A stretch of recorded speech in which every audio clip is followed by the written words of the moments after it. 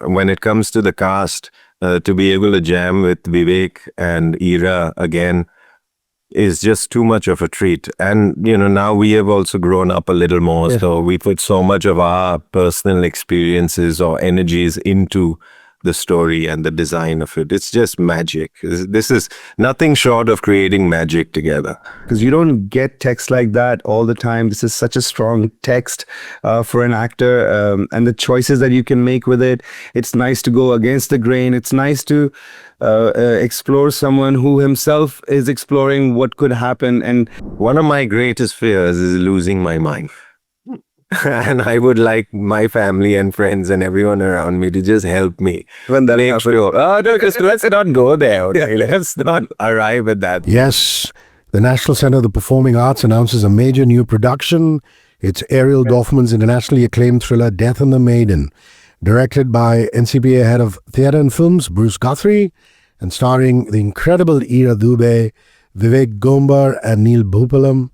It runs at the Experimental Theatre from the 7th to the 10th of May. It's a gripping new staging, brings together this international creative team and these actors that we've loved for years and years.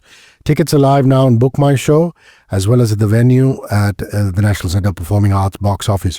We spoke to Bruce and Ira. I wonder how many of you caught that chat.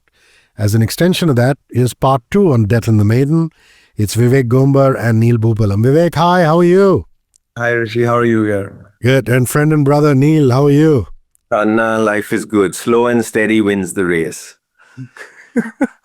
Absolutely. But Roberto Miranda is either a monstrous torturer who hides behind the mask of civility or a completely innocent man Yes. trapped in a terrifying situation. You don't know which for certain. How do you prepare for a character, Neil, whose truth the play deliberately withholds, even from you? That's a fantastic one, actually. In fact, we were talking about that because the first couple of days, there was a lot of conflict in me because I'm judging something based on Neil, and I'm not presenting Neil. I'm presenting the doctor, Dr. Miranda. So it took me some time to let go of that and also just be reminded on how process is. We will arrive at those answers slowly and steadily. The text gives you license to play the innocent or the other way around. Gerardo is a man who negotiates systems, doesn't he, Vivek? I mean, there's law, there's love, there's survival.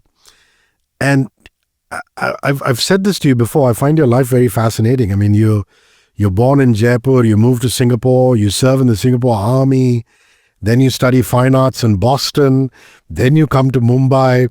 Navigating institutions, you've navigated cities, cultures, organizations, all of that.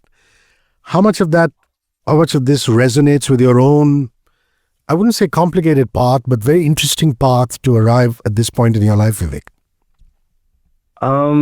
Well, I'm very grateful for all the lessons I've learned by being in these different places and different situations, and at early on in life when you always have to adjust, and whether you're changing countries and you're always alone and kind of independent. So I think all these experiences gave me a very good foundation to deal with different kind of texts and different kind of experiences, to get to portray them just by having such a rich, enriching life experience that I was fortunate to have, and I think with this text especially, I think it requires a lot of delicate approach, a lot of wisdom.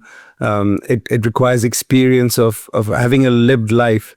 I think those things kind of help, approach the text at least, and approach the character, whether it's Gerardo and even Roberto, or what Ira has to do with Paulina. There are places that all three actors are going, which is not normal. It's not comfortable.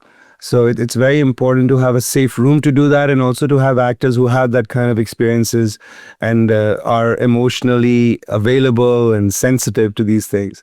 So I think all of that put together, it helps a lot. Now, I wonder, all of you who are watching, listening, how many of you have seen the last time that Neil Bhoopalam and Bruce Guthrie teamed up together? I was in the audience. Extraordinary play called Every Good Boy Deserves Favor. Such a wonderful part essayed by Neil Bhoopalam. Well, anyway, they're back together. Bruce is directing this one. Neil's in this one. Well, my question to you, Neil, is, I mean, this is kind of like the inversion of the earlier role, isn't it? I mean, you play a political dissident in that one. He's locked up in a Soviet psychiatric prison. A man who's actually sane in an insane system. And Roberto Miranda is a man who may be guilty, but insists on his innocence in a kind of private trial. So what's it like to return to Bruce, NCPA, this inversion of that earlier role?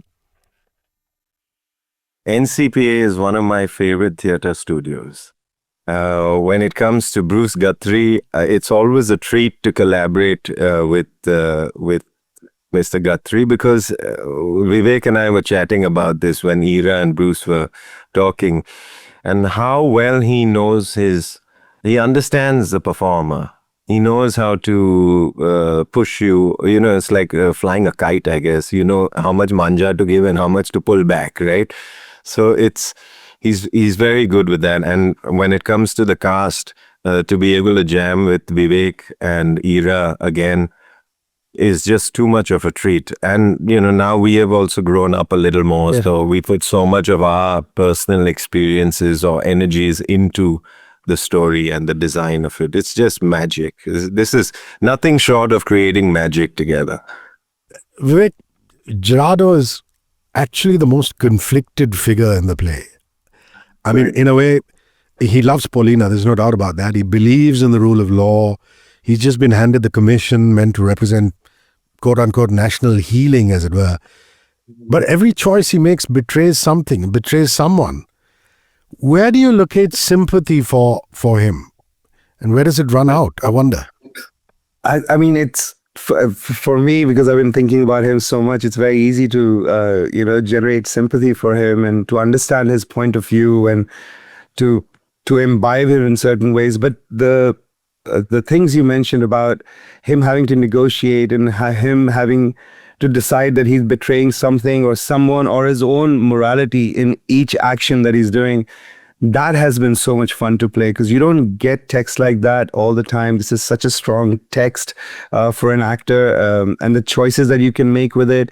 It's nice to go against the grain. It's nice to explore someone who himself is exploring what could happen, and in each scene his actions result in something else. You know, either he gets pulled deeper into Paulina's psychosis, or his betrayal to Roberto, who's just a man who gave him a lift, you know, because that is still going on in his head, you know. And then on top of the fact that he is about to take on this role where a whole country is trying to heal. So the morals will come with that, with that, and his own ethics.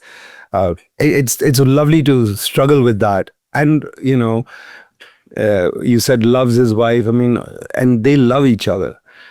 And to have a partner who has experienced any sort of trauma in their life, and for a marriage to go through that. I mean, they've been together for 15 years in the play. And then to be the part of the relationship that has not gone through the trauma compared to what your partner has gone through. And that brings its own complexities of touch and love and trust.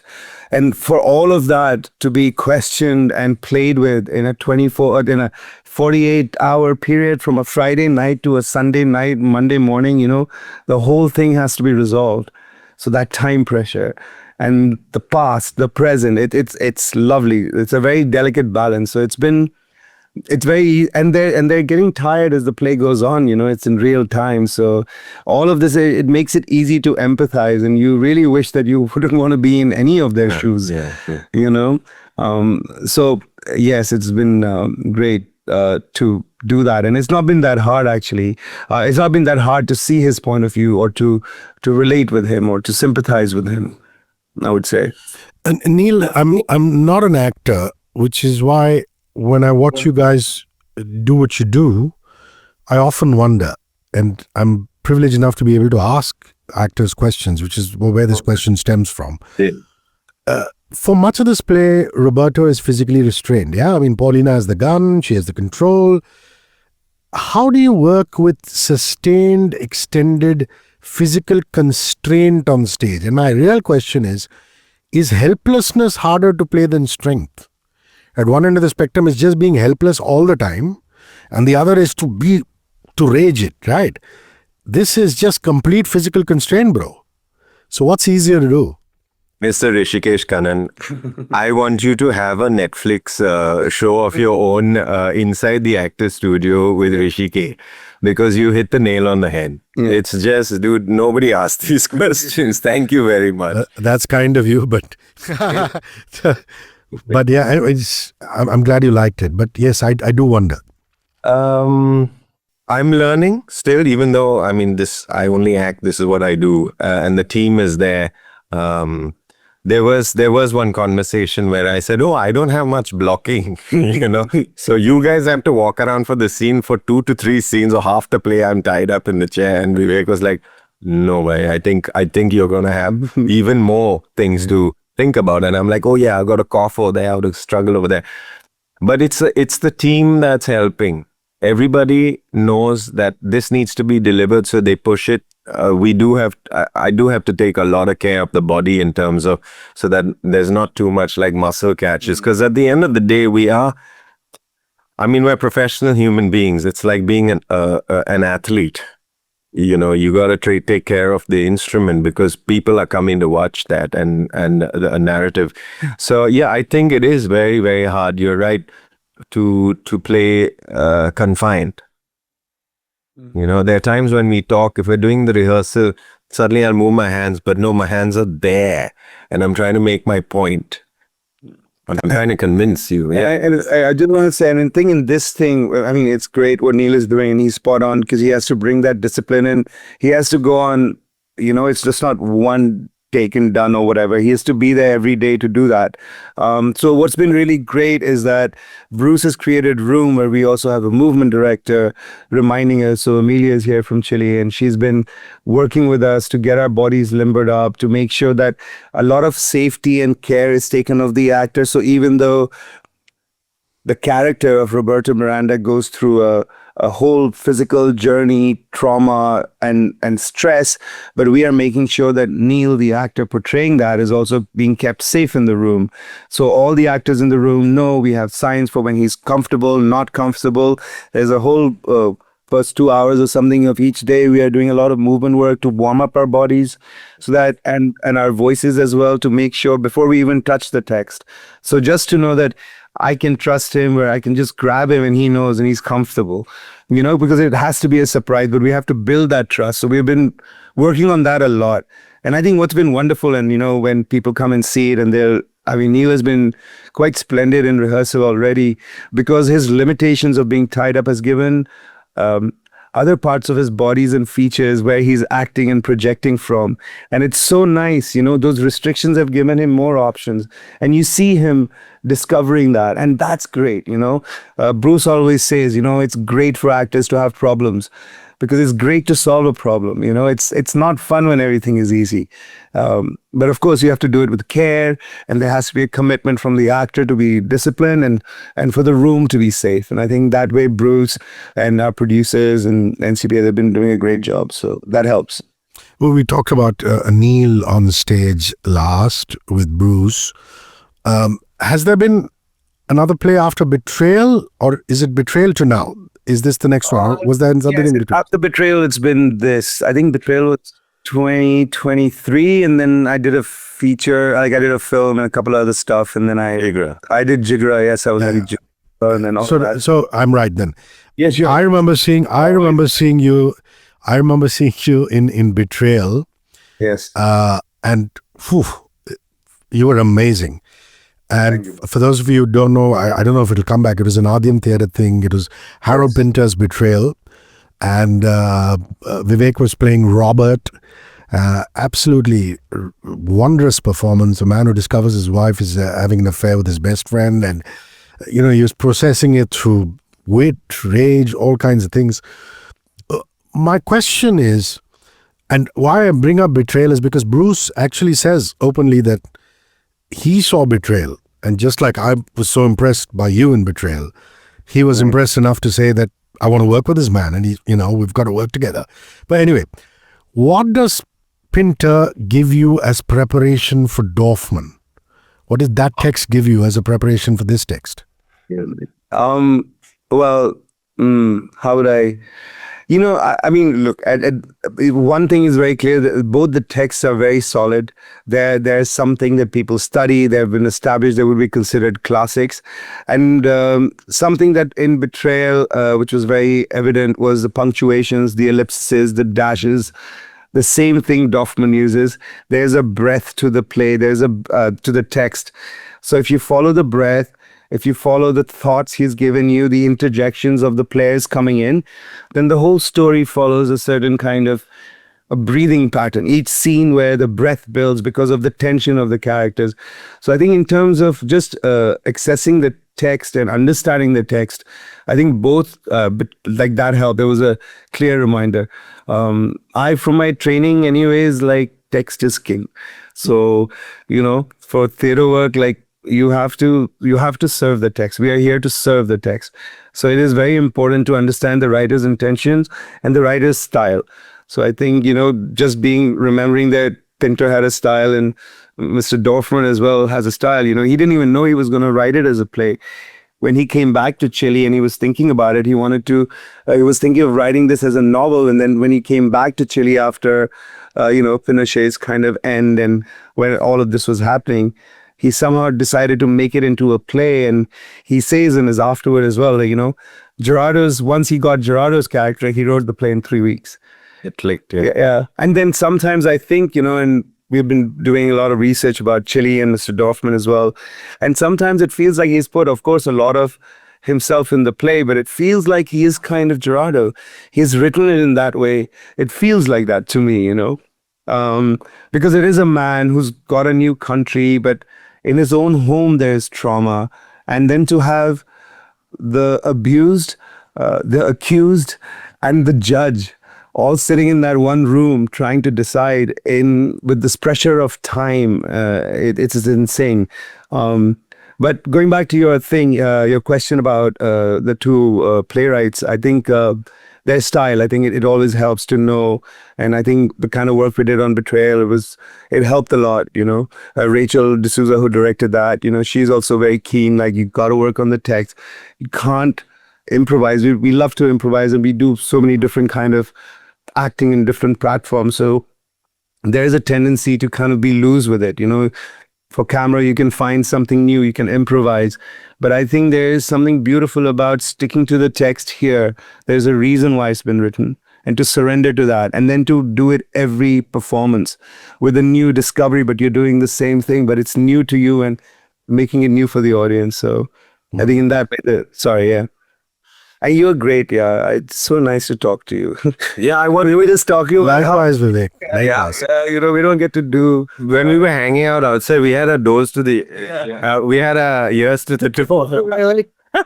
We heard your voice proper. Yeah. And then there's a poster outside, the great late Zakir Hussain. He has written, there's a quote over there that says, "I love my art, and I think my art loves me." Oh, wow. I may not be word for word, but that's what it said. Thank you for talking to us. It's so nice to talk to you. Thank you. Likewise, man. We're all kindred souls. We're in it for the love of the arts. Yeah. That's all it is. That's all life is. When are you coming? Are you coming? Opening shows, closing? I will. Yes. I don't miss any of your plays. You know that. Yeah. I will be there. I will be there. That for sure. What is also of particular interest to me, because Neil, you started off in the radio. And, it's been wonderful so many years ago. I'm so proud of radio. Yeah, I know you are. I know you genuinely feel for it. There's so many times when, I've had to go off and I've just called you and said, will you fill in for me? And you've come and done that. You've not even talked remuneration and things like that. And that just shows your love for the medium. Roberto's voice is the instrument, right? It's Paulina's memory of a voice that sets everything in motion. Given that radio background, given how conscious you have been when you've been on the mic, on the radio, how conscious are you of the quality of your voice in this role? Did you work specifically on vocal preparation for Roberto? I wonder. The honest truth, Anna, is as we speak, as we do this interview, we are focusing on that aspect because I think we're two weeks. We're Opening night? and 2 weeks away. Yeah, we're halfway almost. We're the halfway mark right now of prep, and dear Shanaz Patel is coming in to help us. Polish up the. It's really then ninjas all over. These ninjas are polishing in our polish. It's so mechanics, like building this Frankenstein. But yes, we are going to use and sort of exploit the voice quality as much as we can. I wonder, Vivek, if muscle memory steps in all the time. Why bring this is, in court you play a defense lawyer, you're navigating the Indian legal system. For those of you who don't know, that won him the National Film Award as producer, and of course, best actor at Buenos Aires. Was it Argentina somewhere? Yeah. Yes. Oh, wow. Yes. Yeah. So there we go. and if you get an opportunity, if you guys haven't as yet and you're living under a rock, you should go watch Court. Gerardo is also a lawyer, but he's caught in a moral trap. His legal training is no answer for. Right. What answer can he get? How different are these two lawyers? Is there a muscle memory from court that I wonder kicks in when you're playing a man of the law under impossible pressure? Right. Yes. Well, I guess the basics would be there, right? Law, whichever country, whatever it is. The great thing about law is like it's all black and white, or they say it is black and white, and then it's the interpretation of the law. And then there are rules of a lawyer, right? Whether in terms of whether you're presenting a case, whether you're standing for a defendant or the accused or prosecuting, So those kind of things of oration and something in the body, I think that exists. But again, I'm fortunate because in court, he was, the character was so tired already with the system. So it was a very different kind of a body. And I remember, I'd put on weight and all of that. So I was a very heavier person. Here, it's a very different kind of a man. And even though he is a practicing lawyer, he's lived in a country where in the last 15 years, there hasn't been a lot of freedom. So you're still suppressed in a way. So there's a lot of difference between them. But yes, this idea of approaching law as a career, as a profession and stuff, there's certain things I can definitely use in the body or in speaking patterns. But again, it's an Indian man over there, of a certain class and strata. And this man is not of the same class, social class structure. So his status is, he would be like in middle class sort of a man compared to Vinay Vora, who was someone, representing in high courts. This is a man who does study law, but he's kind of helping the weak and lower session courts. So sometimes just doing paperwork or coming out of when Pinochet's regiment was there, like getting people and helping them seek asylum in embassies and stuff. So kind of a social warrior whose background is in law compared to another man whose daily business was law. So, but again, going back to, there is something about oration of what it means to be in a court. And then how would this man defend himself versus a Vora? Or how would you do it in a Mumbai High Court versus, we're not really doing it in Chile, but this world that we're creating here, where there is not an official justice sitting there, but there are times when Roberto or Paulina kind of are taking on that road, pleading their cases to Gerardo. And there he becomes more like a judge instead of a lawyer, right? But he is only a law. So it's a great conflict, but it all helps. I think it helps to know whether you want to make certain different choices or whether you want to make a similar choice. I think it all helps. All the characters live within you, so we can use that for sure. So this is a question I did ask Ira, but even though the question is the same, I'm sure your answer will be different because these things affect actors in different ways. Emilia coming on as an intimacy and movement coach, her methodology, I believe that's been central to the rehearsal process, Neil? Yes. What has that work unlocked for you? Emotions, you realize this, as we know, there's the spirit and the body, right? And over here, it's just trying to get those connections a little clearer. And And she encourages us not to tap too deep into your internal ness. Keep it exterior, safeguard your mind. That, one of my greatest fears is losing my mind.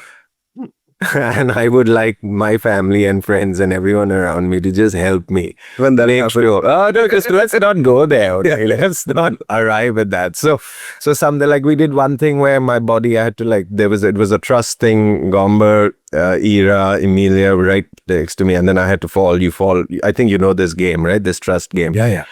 And then so I had to play with like a tightened up body and a loose, relaxed body. And then in the loose and relaxed one, and I had my eyes shut, I went too internal.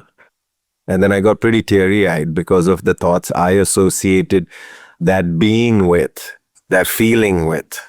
I do remember thinking of like my father and my mom, like, when someone's senior and they have no access, they can't will their body to take a step also. And that got me down. And then Emilia sort of made me do it again. And she said, don't tap into your internal. When I'm asking you to do this, just focus on the muscle, focus on the toe, the calf, the thing. And that's how this stuff doesn't come autopilots, as you know. You got to train yourself. And it's very important for us to know that we are, actors have different approaches, and you can go method or you can do all of those words are fine. But it's very important to take care of yourself and to know that you are telling a story, to be able to separate yourself from the characters, because, Neil is such a beautiful, wonderful man and a father and a husband and such a wonderful guy. He's not Roberto Miranda, so he has to go home and he has to take care, and then we have to come in and we have to play. Yes. And we have to create that. And I think it's very important if you want to work long term in the profession, you need to do that. Otherwise, you're just torturing yourself or you're torturing your family. And there should be, right? Sorry. I want to just take this opportunity to share on your show that now there's awareness of safeguarding your performers and your actors' mind so that one doesn't get, on a slippery slope of intoxications or, or damaged psyche, Dude, Hamnet, when the film that was out, she's holding her child who's dead. And the psyche doesn't know whether that's real or not, and then so now there is professionals to safeguard your artists.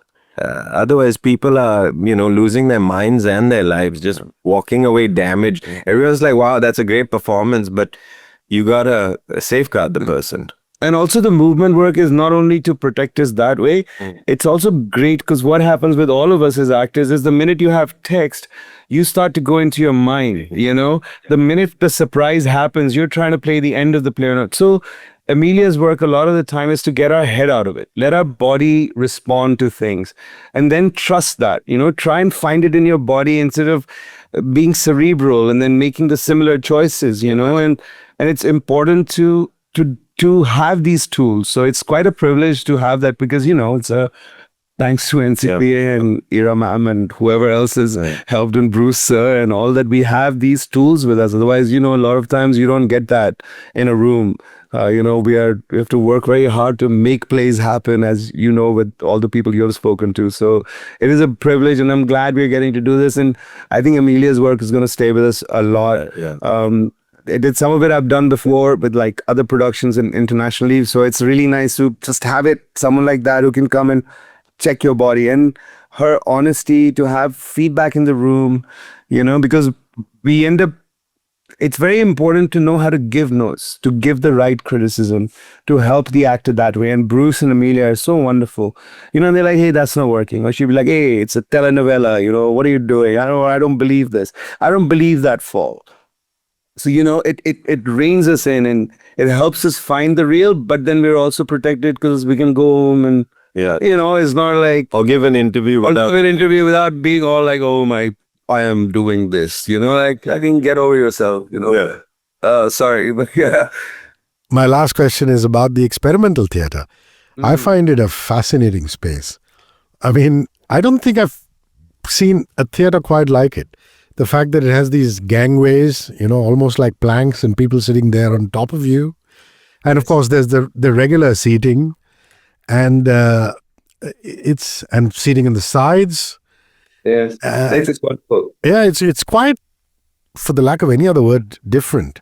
So, just your thoughts about the experimental. Neil, you've done quite a few lots of plays there, haven't you? In fact, the first time I decided to become like invest my energy and my life into this was I had seen a Thespo show when they directed Shadow Box, a play at the Experimental, and I had watched it, and I think I had come to watch it by myself. And then I was walking back down this road and on Marine Drive, and I was like, I really enjoyed that, and everybody around me enjoyed it. I think I would like to do this for the rest of my life. But yeah, that's how important the Experimental is to me. It's been great. We had actually done 4 shows together. We've done 4 plays together. So it's so nice to actually work together. And I'm pretty sure we did some shows in Experimental also, one of those plays. Yeah, or Hound, or I don't know, Hair didn't come. Yeah. But yeah, so like it's so nice to be in the room with him again, and for both of us to be older. But the space is going to be the same. That space is students in our 20s, 30s, and now we are. Yeah, there's some comfort to that continuity. Yeah, Of course. Able to visit it in 2 decades later. It's just awesome. Yeah, man, too much is changing too fast. Some things have got to remain constant. You said it. The National Center of the Performing Arts announces that major new production, Ariel Dorfman's Death and the Maiden, directed by Bruce Guthrie, starring Ira Dubey, Vivek Gomber, Neil Bhoopalam, 7th to the 10th at the Experimental Theatre. Tickets are live. Bruce and Ira said it, not me. Half of the house is already gone. Very few tickets. Very, very few tickets left. So get to Book My Show and or get to the box office at the NCPA if you're in and around the venue. Thank you very much, Vivek. Thank you very much, Neil. And see you at the premiere. See you at the premiere. Yeah. Thank you. Yes. Thank you for supporting, man. One world, your station.